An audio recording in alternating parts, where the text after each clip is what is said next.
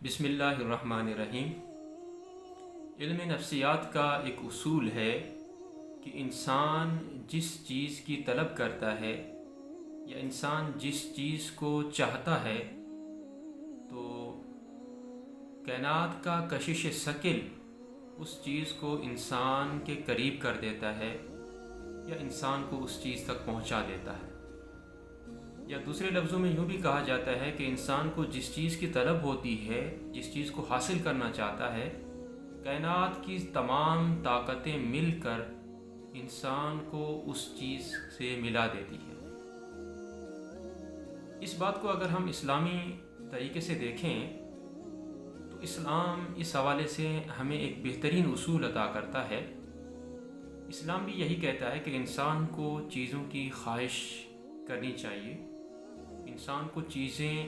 مانگنی چاہیے اور حاصل کرنی چاہیے۔ اسلام صرف خواہش کی حد تک انسانوں کی رہنمائی نہیں کرتا، بلکہ اسلام انسان کو اس کا ایک عملی طریقہ بتاتا ہے کہ اس طریقے کے ساتھ آپ نے اس چیز کو حاصل کرنا ہے، اور وہ عملی طریقہ ہے دعا کا طریقہ۔ اسلام کا یہ کہنا ہے کہ انسان کو اگر کسی چیز کی طلب ہو، کسی چیز کی خواہش ہو، تو انسان کو چاہیے کہ اس چیز کو اس کے خالق حقیقی سے مانگے، یعنی اللہ تعالیٰ سے اس چیز کو مانگے تو اللہ تعالیٰ اس کے لیے بہترین وسیلہ یا ذریعہ بنا دیتا ہے انسان کو اس چیز تک پہنچنے کا۔ اسلام نے دعا کو صرف طریقے کے طور پہ ہمیں ترغیب نہیں دی، بلکہ اسلام نے دعا کی اتنی زیادہ اہمیت بتائی ہے۔ نبی کریم علیہ السلام نے فرمایا کہ الدعاء هو العبادہ، کہ دعا عبادت ہے۔ دوسری حدیث میں نبی کریم علیہ السلام نے فرمایا الدعاء مخ العبادہ، کہ دعا عبادت کا مغز ہے۔ آج کل ہمارے ہاں دعا کا تصور نہیں ہے، ہم زیادہ تر دعا نہیں مانگتے۔ اس کی بہت ساری وجوہات ہو سکتی ہیں۔ ایک وجہ یہ ہے کہ شاید اللہ تعالیٰ کی ذات پر ہمارا یقین کمزور ہو گیا ہے، ہم دنیاوی وسائل پر، دنیاوی چیزوں پر یقین زیادہ رکھتے ہیں، اللہ تعالیٰ کی ذات سے ہمارا یقین کمزور ہو گیا ہے، اس وجہ سے ہم دعا نہیں مانگتے۔ نبی کریم علیہ السلام نے فرمایا کہ اللہ تعالیٰ کے ہاں سب سے زیادہ معزز چیز دعا ہے، اور دنیا کا اصول یہ ہے، اگر کوئی شخص کسی انسان سے کوئی چیز مانگتا ہے، ایک بار مانگتا ہے، دو بار، تیسری بار،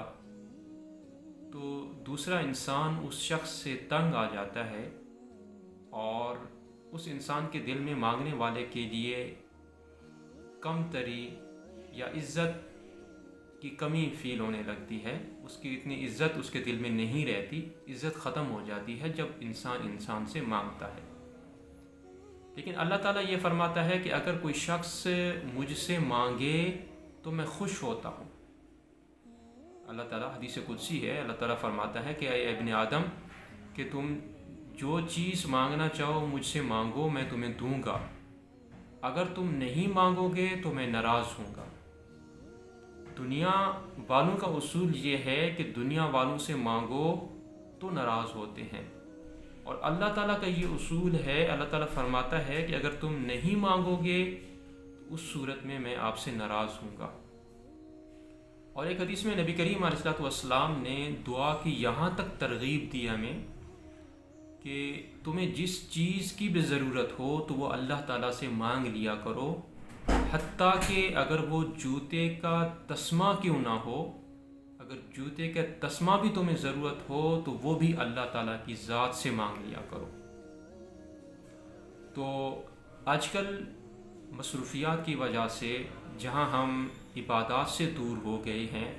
وہاں ہم نے دعا کو بھی چھوڑ دیا ہے۔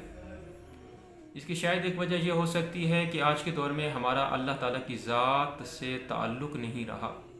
جس کی وجہ سے ہم اللہ تعالیٰ سے مانگتے بھی نہیں ہیں۔ عام طور پہ یہ سمجھا جاتا ہے کہ دعا وہی انسان کر سکتا ہے جو عبادت کرنے والا ہے یا عبادت گزار ہے وہی دعا کر سکتا ہے یا اسی کی دعا قبول ہوگی۔ لیکن اللہ تعالیٰ فرماتا ہے، ہر انسان کو اللہ تعالیٰ فرماتا ہے اجیب دعوت الداعی اذا دعان، کہ کوئی بھی شخص جب مجھ سے دعا کرتا ہے تو میں اس کی دعا کو پورا کرتا ہوں، اس کی دعا کو سنتا ہوں۔ تو دعا ایک ایسی عبادت ہے جس کے لیے کوئی وقت متعین نہیں ہے، کوئی جگہ متعین نہیں ہے، اور ہر انسان جو اللہ تعالیٰ کی ذات پر یقین رکھتا ہے، جو اللہ تعالیٰ کی ذات پر بھروسہ رکھتا ہے، تو ہر انسان کو خلوص دل کے ساتھ اور اللہ تعالیٰ کی ذات پر یقین رکھتے ہوئے جو انسان کی ضرورت ہو، جو اللہ تعالیٰ سے مانگنا چاہے، وہ اللہ تعالیٰ سے اسے مانگنا چاہیے۔